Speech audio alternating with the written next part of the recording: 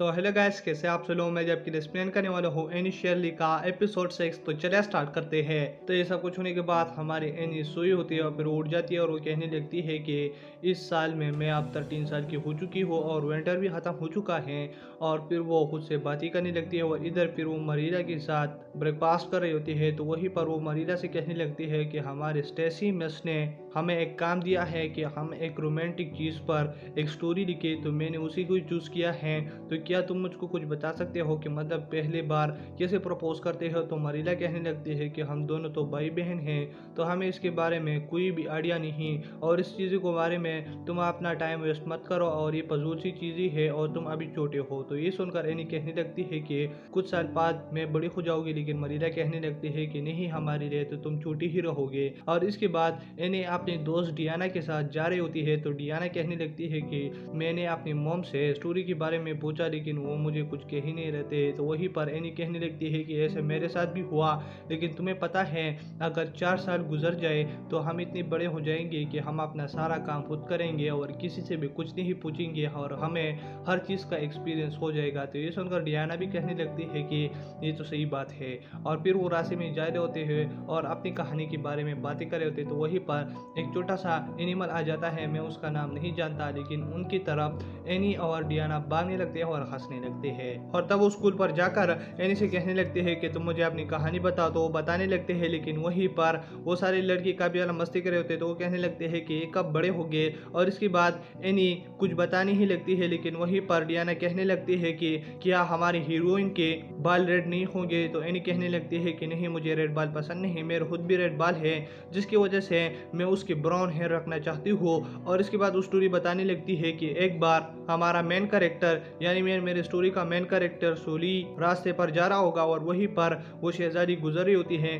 तो सोली उसे देखकर प्यार में पड़ जाता है और फिर बेर जिस बगी में जा रही होती हैं वो किसी तरीके से अनकंट्रोल हो जाती हैं। तो वहीं पर सोहेल जाकर बेड को बचा लेती हैं और फिर वो उसे घर पर भी लाती हैं। तो ये सुनकर डियाना कहने लगती है कि ये तो काफ़ी अच्छी स्टोरी है, लेकिन वो एक दूसरे को प्रपोज कैसे करेंगे। तो यानी कहने लगती है कि इसका एक्सपीरियंस मेरे पास नहीं है और मैं इमेजिन भी नहीं कर पा रही, जिसकी वजह से डियाना कहने लगती है कि हम अपने एक दोस्त से पूछते हैं जिसके बहुत सारे बहन हैं और उनके कैसे प्रपोजल हुई थी उसके बारे में हम उसे पता करते हैं। और फिर उस दोस्त के पास पहुंच जाते हैं। तो वो कहने लगती है कि बस आसान सा ही प्रपोजल चीज़ है और उसे सब कुछ समझा देता है। तो ये सुनकर एनी कहने लगती है कि अगर मैं अपना इमेजिनेशन इस्तेमाल करूँ तो इससे मैं एक अच्छा प्रपोजल बना सकती हूँ। और इधर हम रेचल और मरीला को देखते हैं, जहाँ पर रेचल हंस रही होती है कि मतलब मैं एनी ने कहा कि मैं एक प्रपोजल पर स्टोरी बना रही है। तो ये सुनकर रेचल काफ़ी ज़्यादा हंसने लगती है। और तब हम फिर से एनी को देखते हैं जो कि रात में अपनी स्टोरी लिख रही होती है और फिर से उसे कुछ अच्छा याद आ जाता है तो वो वही लिख लेती है। और दिन में वो फिर से डियाना के साथ जा रहे होते हैं और अपनी स्टोरी सुना रही होती है कि मतलब इन दोनों के प्यार में एक और विलन भी है जो कि इस लड़के से प्यार करता है। तो ये सुनकर डियाना कहने लगती है कि अब उनकी कहानी बताओ। तो इसके बाद वो कहने लगती है कि जब प्रिंसेस उस लड़के से प्यार करे और वो एक ब्रिज पर मिलेंगे तो वहीं पर तो हमारी विलन लड़की आकर उस प्रिंसेस को गिरा देगी। तो ये सुनकर डियाना काफी ज्यादा सेट हो जाती है और तब सोयली उसको बचाने के लिए पानी में कूद जाता है, लेकिन वहीं पर वो वाटरफॉल की वजह से गिर जाते हैं और वो मर जाते हैं। तो ये सुनकर डियाना काफी ज्यादा रोने लगती है, लेकिन पीछे एनी की स्टोरी सुन रही होती है कुछ दो लड़कियां। तो वो कहने लगते हैं कि एक ऐसी स्टोरी है और क्या तुम हमारे लिए भी ऐसी स्टोरी लिख सकते हो। तो एनी कहने लगते हैं कि क्यों नहीं। और फिर वो स्कूल के पास एक दरख्त के पास यानी एक पेड़ के पास बैठ जाते हैं और वहीं पर एनी सारों के लिए ही स्टोरी लिख रहे होते हैं। तो वहीं पर मिस टेसी आ जाती है और वो ये देखकर काफी ज्यादा खुश हो जाती है कि एनी तो काफी ज्यादा इंटेलिजेंट है। और फिर वो घर में आकर मरीला से अपनी स्टोरी के बारे में बात कर रही होती है। तो मरीला कहने लगती है कि इन सारी चीजों में टाइम वेस्ट मत करो और ये इतनी भी अच्छी चीजें नहीं है स्टोरी लिखना और ये सब कुछ। तो वहीं पर एनी कहने लगती है कि नहीं, जब मैं स्टोरी लिखूंगी तो तुम फिर देखना। और इसके बाद एनी अपनी स्टोरी स्कूल में सुनाने लगती है। पहली बारी तो डियाना की होती है, तो वहीं पर डियाना अपनी स्टोरी सुनाकर काफी ज्यादा रेड हो चुकी होती है। और इसके बाद मिस टेसी कहने लगती है कि एनी अब तुम्हारी बारी है।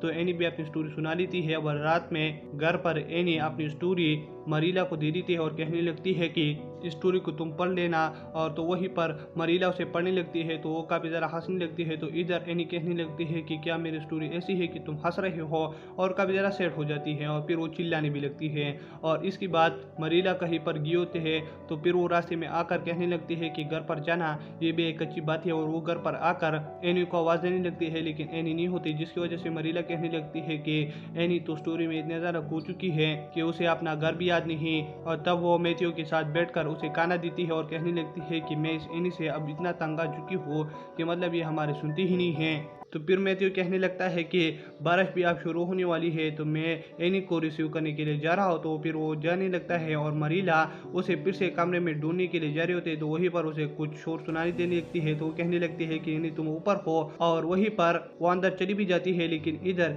एनी ने खुद को ढका हुआ होता है। तो वहीं पर मरीला कहने लगती है कि ये क्यों, और तुम क्यों नीचे नहीं आ रहे, और उसके सर से चादर हटाने लगती है लेकिन फिर भी एनी नहीं मानती। और इसके बाद मरीला उसकी ब्लैक हेयर देख लेता है। तो इसके बाद मरीला कहने लगती है कि ये क्यों, तो एनी कहने लगती है कि इसलिए कि मतलब हमारे घर पर एक बूढ़ा आदमी आया था और उसको देखकर मुझे उस पर तरस आ गई, क्योंकि उसने मुझसे कहा कि मेरे घर पर बेटे और बीवी काफ़ी ज़्यादा भूखी है तो मुझसे तुम कुछ खरीदो। तो इसकी वजह से मैंने उससे बालों का कलर खरीद लिया। तो वहीं पर मरीला कहने लगती है कि तुमने क्यों किया, और उसके बाल भी धो लेती है लेकिन उससे भी कुछ फर्क नहीं पड़ता। तो उसके बाल आधे रेड और ब्लैक अभी भी होती है। तो इसकी वजह से एनी काफ़ी ज़्यादा सेट होती है और फिर वो डियाना के पास भी चली जाती है। तो डियाना कहने लगती है कि मैंने अपने दोस्तों से तुम्हारे बारे में यानी मीन तुम्हारे बालों के बारे में कुछ नहीं कहा तो तुम्हें सेट नहीं होना। और फिर दोबारा एनी अपनी बाल धो लेती है लेकिन फिर भी उससे कुछ नहीं होता। और तब मरीला कहने लगती है कि मैं इसके लिए कुछ करती हूँ, लेकिन एनी कहने लगती है कि तुम मेरे बालों को काटो और मैं तैयार हूँ। तो मरीला कहने लगती है कि दोबारा फिर मैं तुमसे नहीं पूछूंगी और अब मैं तुम्हारे बाल काट रही हूँ। तो एनी कहने लगती है कि ठीक है तुम काट लो। और इसके बाद वो एनी के बाल काट लेती है और वो अपने कमरे में जाकर शीशे में देखने लगती है और कहने लगती है कि मुझे अपने आप को देखना होगा कि मैं कितनी बदसूरत दिख रही हूँ। और फिर वो खुद को देखकर रोने लगती है। लेकिन इसके बाद वो कहने लगती है कि नहीं, मैं एनी हूँ जिसके रेड हेयर है और अब भी मैं खुश हूँ। और इसकी वजह से वो फिर स्कूल में भी चली जाती है जहाँ पर सारे लोग कहने लगते हैं कि एनी ने खुद की शादी क्या किया, और जूसी उसके पास जाकर हंसने लगती है। लेकिन एनी कहने लगती है कि मैंने जो कुछ किया मुझे इसे अपनाना होगा। और वहीं पर मिस स्टेसी आकर एनी की तरफ देखकर काफी ज्यादा खुश हो जाती है कि तुमने अच्छा काम किया। और दोस्तों इसी के साथ एपिसोड खत्म हो जाता है। अगर आप मेरे चैनल पर नहीं हो तो मेरे चैनल को सब्सक्राइब करें और वीडियो देखने के लिए थैंक्स। और इसके अलावा दोस्तों मैं अगला एपिसोड जल्दी ही लाऊंगा तो आपने ज़्यादा इंतज़ार नहीं करना।